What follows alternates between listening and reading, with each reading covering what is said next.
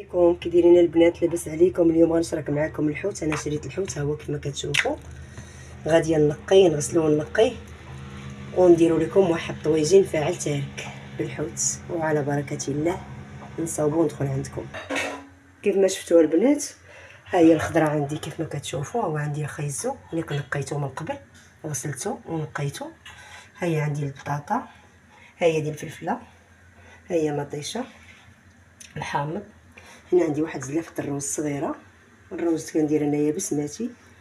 عندي هنايا واحد جوج ورق ديال الرند، العطريه كيف ما كتشوفوا، خرقوم، قزبر، تحميره او البابريكا، الكمون، سكينجبير، شويش الملحه.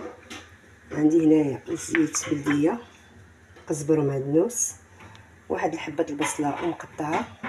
وها هو دا الحوت منقي ومسلوخ من الجلده ديالو.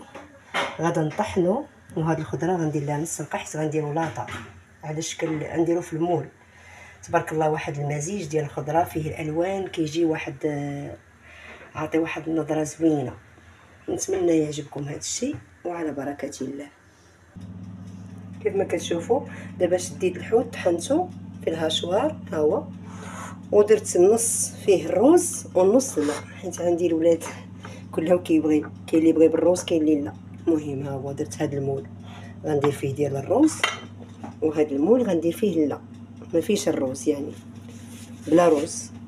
هذه شويه العطريه جمعتها وخلطتها داك الزيت، وهذا الماء اللي سلقت فيه الخيزو والبطاطا بطبيعه الحال ما كنلوحوش، تنخليه حتى كيطيب ليا كلشي، كنخليه نبقى نروي به باش ما يجينيش ناشف. وعلى بركه الله نكوروه ونقادو ونرجع عندكم ان شاء الله. والبنات ها هو دابا جهزت المولات. هما هذا درتو بالروز، كفتة الحوت بالروز. هذه درت على شكل اصابع، حتى هي كفته بلا روز، حيت عندي الدراري ما تيبغي، كاين اللي كيبغي كلهم كيشون شنو كياكل، كاين اللي كيبغي كاين اللي ما كيبغيش. هذوك الدراري عندي اللي ما كيبغوش درت لهم هذا، واللي تيبغيو درت لهم هذا. المهم على بركه الله، نتمنى يعجبكم المحتوى وما تبخلوش باللايك. المهم اللي طيب غنقدموا لكم، وشكرا.